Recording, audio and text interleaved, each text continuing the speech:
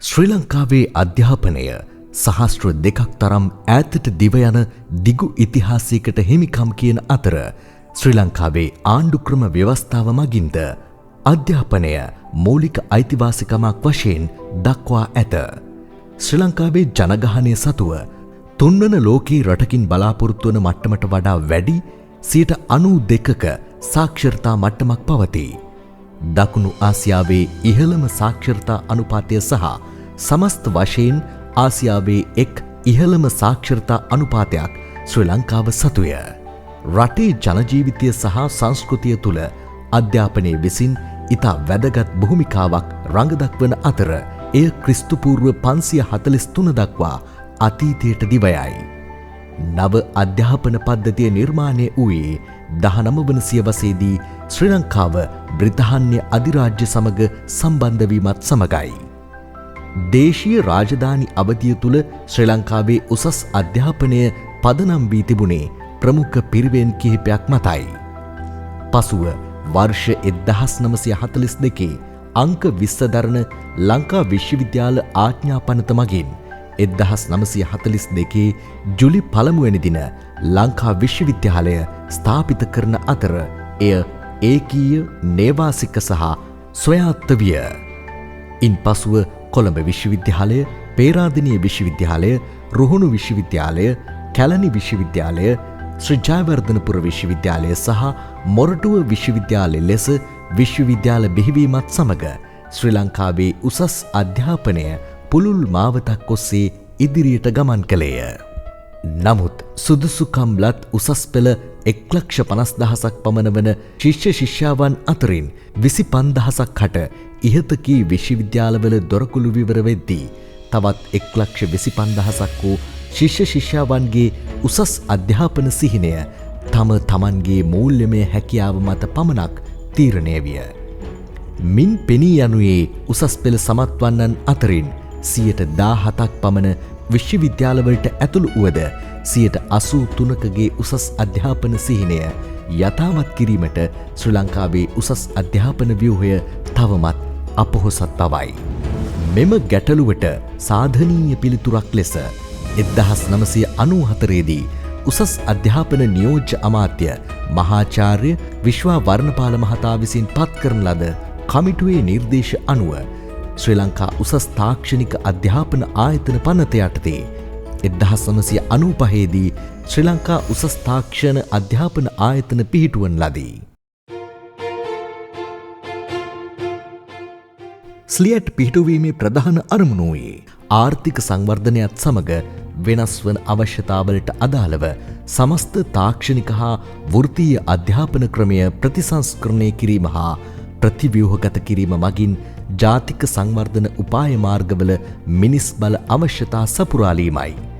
රාජ්‍ය විශ්වවිද්‍යාලයකට තේරී පත්වීමට නොහැකි වූ නමුත් උසස් පෙළ සමත් සිසුන් සඳහා නොමිලේ උසස් අධ්‍යාපනය හැදෑරීමට හැකි ආයතනයක් ලෙස ශ්‍රී ලංකා උසස් තාක්ෂණික අධ්‍යාපන ආයතනය නැතහොත් ස්ලියට් විශ්වවිද්‍යාල පද්ධතිය හැඳින්විය හැකියි. මේ වන විටත් ස්ලියට් පවුලේ උසස් තාක්ෂණ ආයතන 19ක් දිවයින පුරා ව්‍යාප්තව පවතින අතර එමගින් උසස් ජාතික ඩිප්ලෝමා 16ක් සිසුනට පිරිනමයි. සබරගමු පළාතේ කේන්ද්‍රස්ථානය තුළ විරාජමානව වැචඹෙන කෑගලු උසස් තාක්ෂණ මාතාවයි මේ ඔබ දකින්නේ.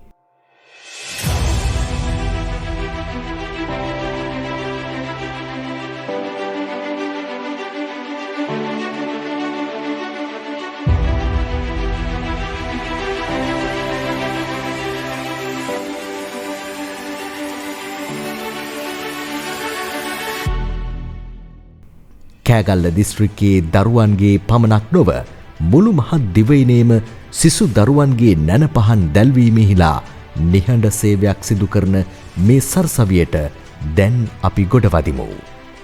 වරකාපුල කාර්මික විද්‍යාලයේ අවසරය ඇතිව ATI අංශයක් ලෙස ආරම්භ වූ කෑගල්ල උසස් තාක්ෂණ ආයතනය 1995 දී උසස් ජාතික ගණකාධිකරණ ඩිප්ලෝමාව සහ උසස් ජාතික ඉංග්‍රීසි ඩිප්ලෝමාව සිසුන් වෙත ප්‍රදානය කරන ලදී. පසුව කෑගල්ල උසස් තාක්ෂණ ආයතනයට වෙනම පරිශ්‍රයක් ලැබීම නිසා 2009 ජනවාරි 29 වන දින මෙම ආයතනය සබරගමුව පළාතේ කේන්ද්‍රස්ථානයේ සංසුන් සහ නිස්කලංක වාතාවරණයක් තුළ ඉදිකරන ලදී. පසුව උසස් ජාතික තොරතුරු තාක්ෂණ ඩිප්ලෝමාවද හඳුන්වා දෙන ලදී. ශ්‍රී ලංකාවේ මේ වන විට උසස් ජාතික ව්‍යාපෘති කළමනාකරණ ඩිප්ලෝමාවක් හැදෑරිය හැකි එකම උසස් තාක්ෂණ ආයතනයේද කෑගල්ල උසස් තාක්ෂණ ආයතනයයි.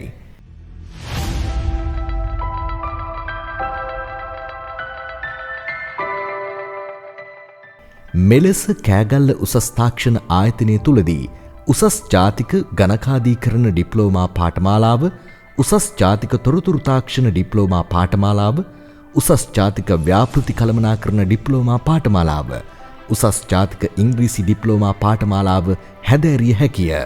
සුව පහසු පන්ති කාමර, පුස්තකාල පහසුකම්, පරිගණක විද්‍යාගාර පහසුකම් වලින් සමන්විත කෑගල්ල උසස් තාක්ෂණ ආයතනය තුළ අධ්‍යාපනය හදාරන සිසුන්හට සෙසු උසස් තාක්ෂණ ආයතනවල මෙන්ම මහපොළ ශිෂ්‍යත්ව ප්‍රතිලාභයද හිමි වේ. තවද සමාසික අධ්‍යාපන රටාවක් මත විශ්වවිද්‍යාල අධ්‍යාපන රටාවට සමාන අධ්‍යාපන රටාවකින් අධ්‍යයන කටයුතු සිදු කරනු ලබයි.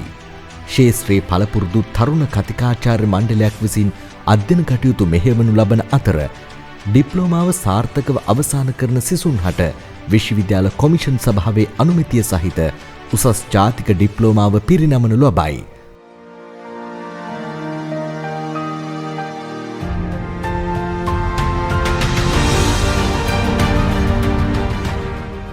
තාක්ෂණික අධ්‍යාපනයේ විශිෂ්ටතා මධ්‍යස්ථානයේ බවට පත්වීමට යන මේ ගමන් මගේ නිදහසේ සැරිසරන්න.